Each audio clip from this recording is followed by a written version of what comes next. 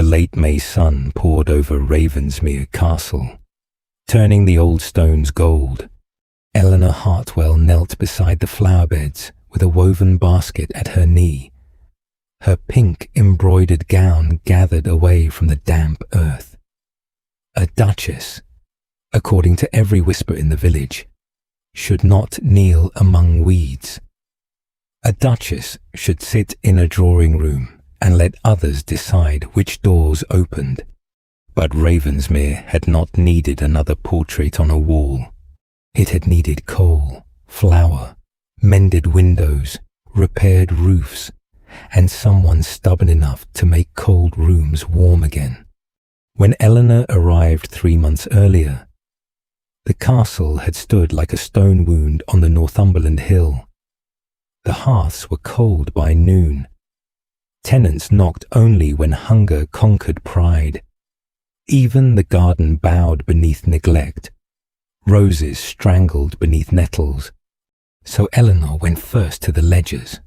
There she found the rot. £6 missing from flour, 9 from laundry, 60 from the winter coal fund. Repairs charged twice and never made. Rent demanded again from Mrs. and Fenwick, a tenant widow whose daughter slept beneath a leaking roof, though the receipt in her prayer book proved payment had already been taken. Mr. Cole, the Dowager Duchess's steward, smiled when Eleanor asked for explanations. By dawn, he was gone. Now Eleanor laid a yellow dahlia into her basket. A shadow crossed the gravel. The birds in the ivy fell silent. She knew those footsteps were not Mrs. Higgins from the kitchens, nor old Digby from the stables. These boots struck the stones with the certainty of a man who had never wondered whether a door would open for him. Adrian Blackthorne, Duke of Ravensmere, stood beneath the archway. He was not expected until autumn. His burgundy riding coat was marked with road dust. His dark hair had been disturbed by the northern wind. His grey eyes moved from the flowers to the open windows, from the fresh mats on the steps to the basket in Eleanor's hand. Last of all, they came to her face. "You are tending the dirt, Your Grace," he said. Eleanor rose slowly.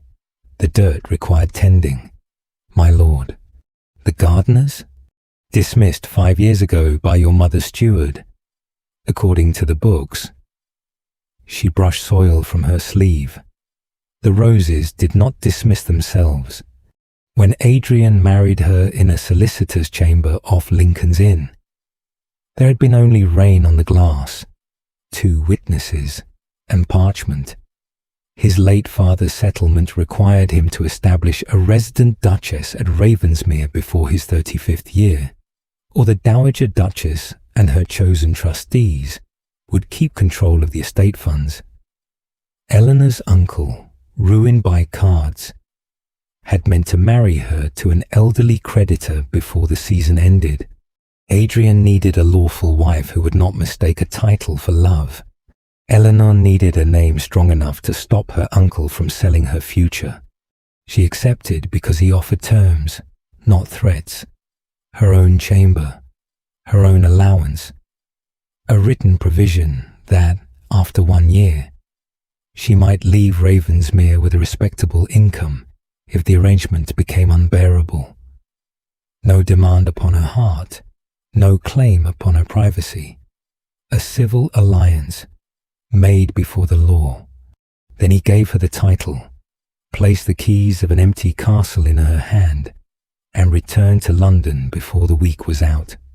Now he had come back to find smoke in the chimneys, bread in the kitchens, and the woman he left behind kneeling among flowers. "I received a letter from the Dowager," he said. Eleanor's fingers tightened around the basket handle. "And how is her Grace?" "Most urgent in her displeasure. She claims you seized the accounts, drove away her steward, and made tenants too welcome. I asked Mr. Cole to explain the missing coal money. He chose to leave before breakfast. Eleanor held his gaze. Mrs. Fenwick paid twice and still received notice of arrears. Her child slept beneath a leaking roof. I returned what was owed. A muscle moved in Adrian's jaw. Eleanor expected rebuke. In her uncle's house, plain speech had been called ingratitude. She set the basket down before her hand could tremble. Adrian looked not at the mud on her hem, but at the roughness where work had marked her gloves. "Show me the ledgers, Eleanor," he said. It was the first time since their wedding that he had spoken her name. The library now smelled of beeswax, old vellum, and orange peel near the hearth. Eleanor opened the largest ledger on the mahogany desk. Adrian stood beside her, near enough to read, far enough to leave her space. "This is the coal account," she said. The allowance was drawn twice in January. The first payment reached the west door. The second bears Mr. Cole's hand, but no carrier's receipt. "And the village schoolroom?" Adrian asked. "Closed for want of roof repairs, charged last Michaelmas. Mrs. Fenwick gave me proof of her rent. The original remains hidden in her prayer book because she feared Mr. Cole would take it." "You have been auditing my estate." "I have been feeding your household. The audit was unavoidable." The corner of his mouth moved, not quite a smile, but enough to break the winter of his face. "Mrs. Higgins entered with a tea tray, 2 cups, rosemary bread, and no sugar bowl." Eleanor glanced up. "Mrs. Higgins. His Grace may take sugar. He did not the day he brought you here." "Your Grace," the housekeeper replied, voice dry as tinder. "I keep account of more than linen." Adrian looked at the tray. "Your accounts are thorough, Mrs. Higgins, as are her Grace's, my lord." Eleanor poured tea. Her hand stilled when she noticed Adrian had moved the heavy inkstand away from the desk's edge so her sleeve would not brush it. A tiny courtesy. It made the room warmer. "The Dowager cannot bear that you change the books," Adrian said. Her authority rested on confusion. "She wants me gone. She wants Ravensmere silent again, so she may govern it from London." Eleanor looked toward the window, where the courtyard flowers glowed in fading light. "She has written to the village. Mrs. Higgins hears the talk at market. I am called a charity bride, a vicar's daughter dressed in diamonds, a housekeeper who mistook a ring for a crown." Her spoon struck the saucer. Adrian closed his hand over the ledger. "And what do you call yourself?" The fire snapped once. Eleanor lifted her chin. "Responsible for the people eating from these kitchens, until someone with better right and better conscience takes the burden from me." "No one has better right," he said, "and I have yet to see better conscience." The house seemed to remember how to listen. Over the next fortnight, Ravensmere found a careful rhythm. Eleanor kept accounts by morning, gardens by afternoon, household lists by candlelight. Adrian appeared where trouble might meet her. He did not come with poetry. He came with keys, the estate map room, the muniment chest, the west pantry mister. Cole had called empty though oats waited behind a broken screen. On the third morning, Eleanor entered the library to find the fire mended, the ledgers laid out in her order, and a cup of unsweetened tea steaming beside them. Adrian stood by the window with a letter. "You have rearranged my battlefield," she said. "I feared your battlefield would bury you under paper before breakfast. It was beginning to look possible. Then I have saved the Duchess from defeat by stationery." A smile escaped her. He saw it. The hard line of his face softened. By noon, a cart of grain arrived from the north barns. The sacks looked sound until Eleanor stepped near them. The smell rose at once, sour, wet, spoiled beneath the surface. Mrs. Higgins lifted a corner and drew back. "That is not fit for pigs, Your Grace." The carter shifted. "Mr. Lyle said it were what the castle ordered." Eleanor opened the notebook at her waist. "The delivery is rejected. Return it to Mr. Lyle with a note. The Duchess requires dry grain, properly weighed, by tomorrow noon. If he cannot provide it, I shall purchase from Allerton Mill and deduct the difference from his account." Behind her, a servant whispered that the Duke was coming. Eleanor did not step back. Adrian stopped at the foot of the stairs and made no move to take the notebook from her hand. "You heard her Grace." The carter swallowed. "Yes, my lord. And tell Mr. Lyle that testing the Duchess's standards is a costly amusement." When the cart rattled away, the courtyard seemed to exhale. Adrian crossed to Eleanor, removed one glove, and offered his bare hand. He did not pull her close. He guided her down the moss-slick step and shifted against the wind, so it struck him first. Too small to be performance, too exact to be accident. That evening, Mrs. Higgins came to Eleanor's chamber with a shawl and a folded paper. From Mrs. Fenwick.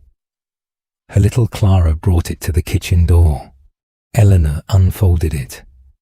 Clara had drawn the castle with smoke rising from every chimney. Beneath it, in careful letters, stood, "Thank you for making the house warm." Eleanor sat slowly. Mrs. Higgins pretended to adjust the fire. She asked whether the Duchess would be sent away. The paper bent in Eleanor's hand. Who told a child such a thing? The same mouths that told the village you had no true place here. Eleanor looked at the crooked little castle and its brave smoke. "Then we must give them something else to say." "We, Your Grace?" "Yes." Eleanor placed the drawing inside her writing desk.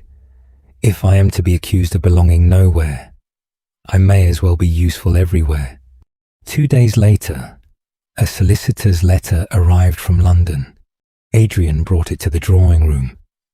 The instant she saw his face, her hand stilled. What has she done? He gave her the letter. Mr. Hargreaves, family solicitor to the Ravensmere trustees, wrote that the Dowager had raised a formal concern regarding mismanagement, improper occupation, and Eleanor's alleged lack of recognized authority. The trustees would attend the spring assembly at Ravensmere in 3 days. If the accounts could not be verified and the Duchess's residency proven under the late Duke's settlement, the quarterly operating funds would be held back pending review. Eleanor read it twice. The words did not change. The funds did not mean jewels. They meant roof slates, wages, coal, drainage for flooded fields, and the schoolroom where children waited beneath a patched ceiling. Without them, Ravensmere would fail slowly, one leaking roof at a time. "She cannot simply freeze the estate," Eleanor said. "Not alone. But she knows which trustees fear scandal more than injustice.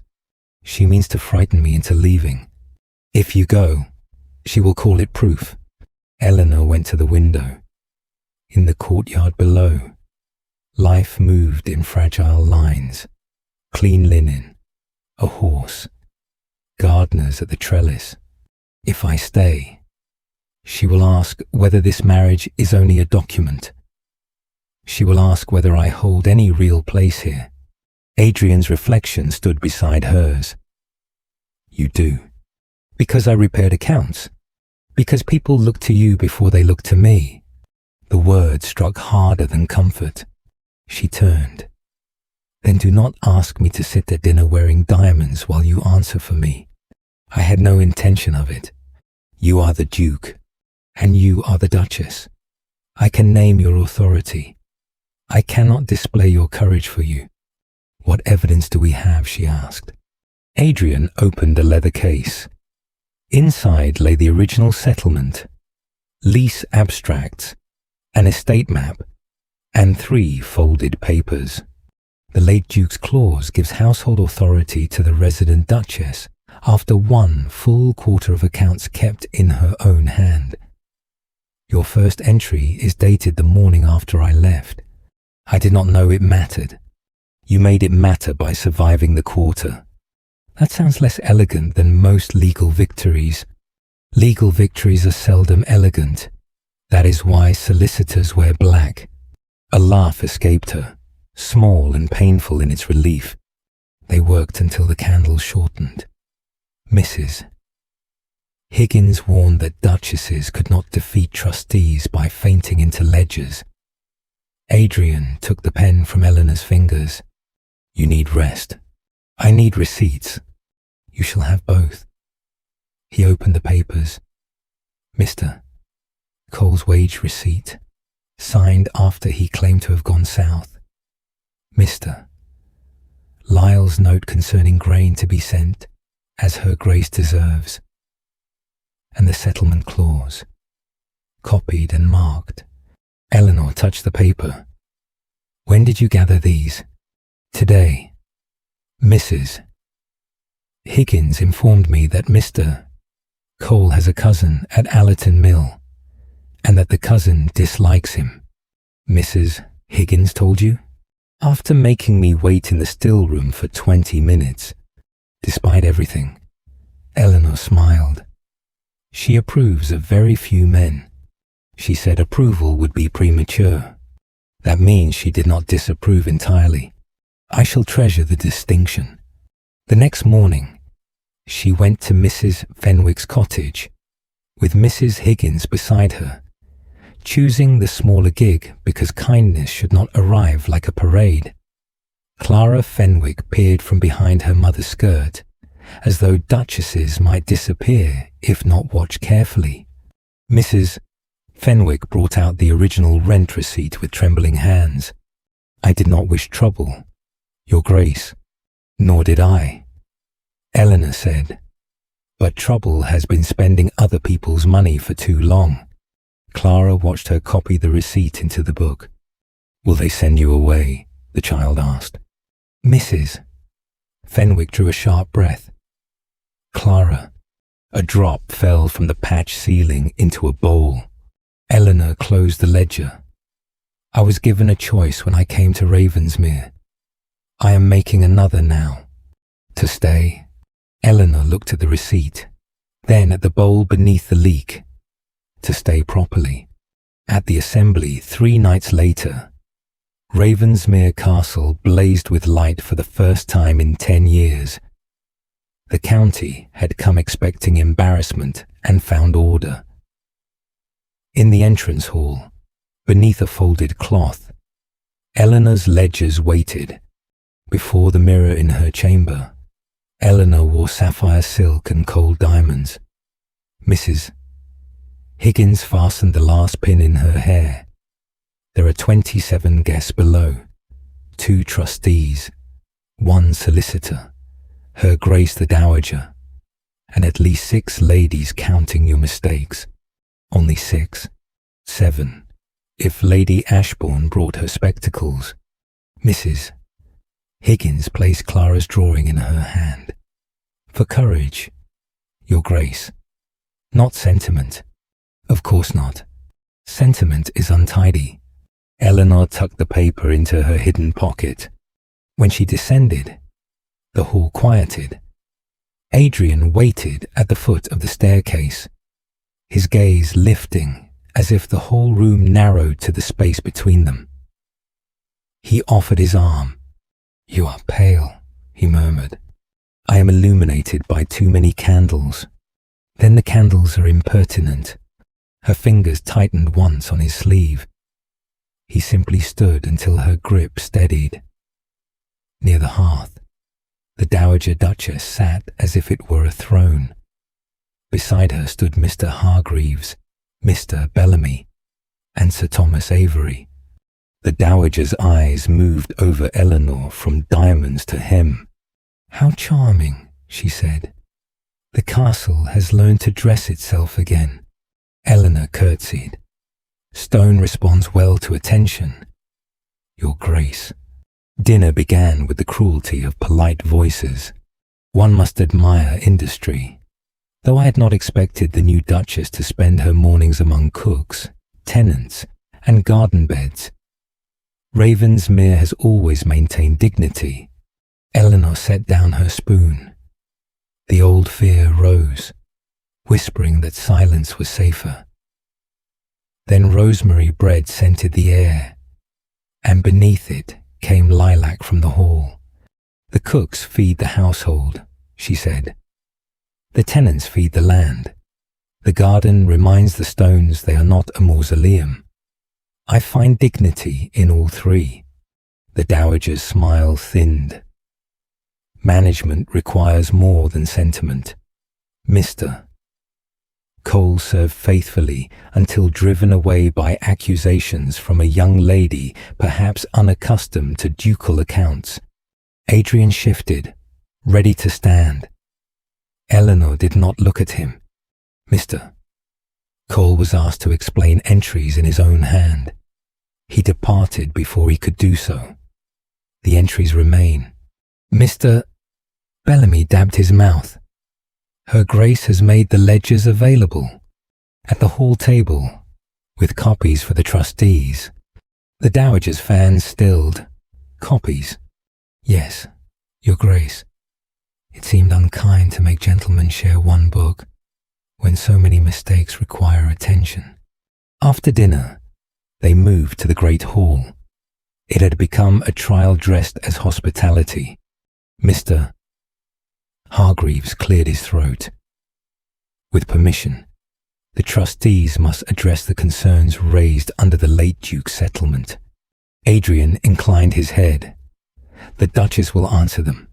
Every face turned to Eleanor. The Dowager's fan snapped open. "How modern! How lawful!" Adrian said. Eleanor stepped to the table before anyone could rescue her. Title, gossip, money, and the future of unseen tenants pressed against her ribs. Then she lifted the cloth. Ledgers lay in 3 precise rows.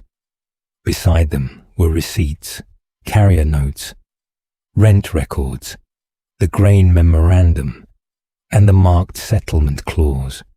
Eleanor opened the first book. The Dowager raised concern regarding mismanagement. "I begin with a winter coal fund.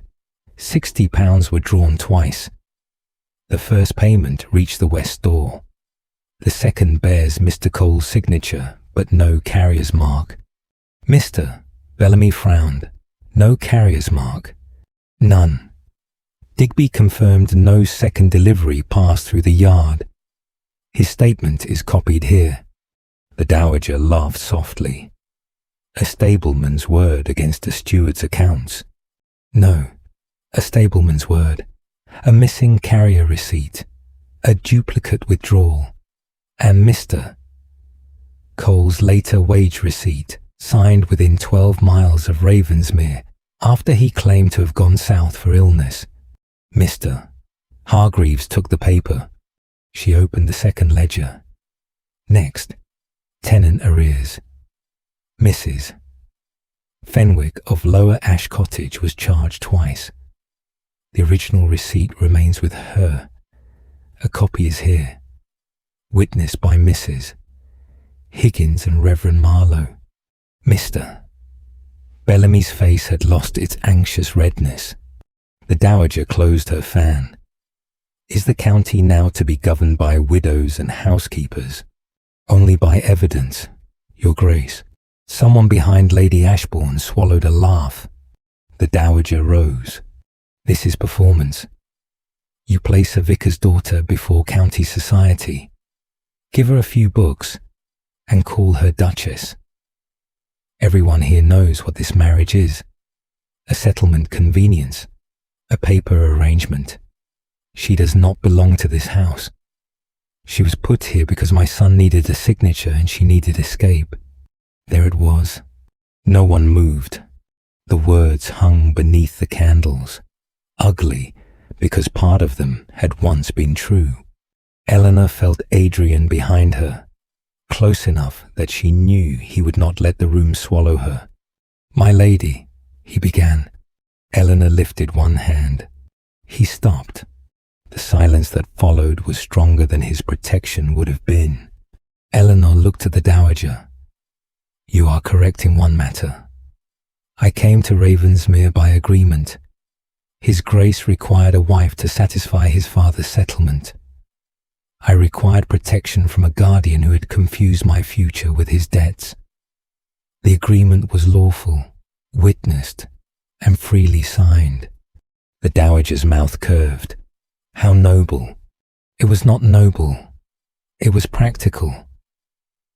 Eleanor placed her hand on the ledger.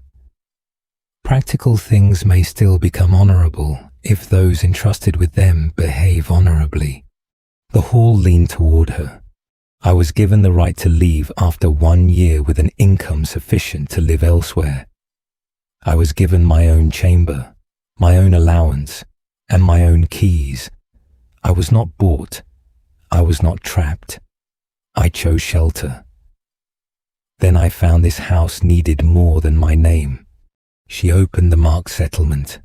The late Duke's clause states that once a lawful Duchess of Ravensmere has resided at the castle for 1 full quarter and kept domestic accounts in her own hand. Household management funds pass from temporary dowager supervision into the joint authority of the Duke and resident Duchess. My first entry was made the morning after His Grace left for London. The quarter is complete. Mr. Hargreaves took the document with visible care. The dowager's face changed by the smallest degree. The blow had landed. "Mr." Bellamy looked at Adrian. "Your Grace, did you intend this transfer?" Adrian's answer was quiet. "I intended to fulfill my father's law. The Duchess fulfilled its spirit before I had the sense to notice." Mrs.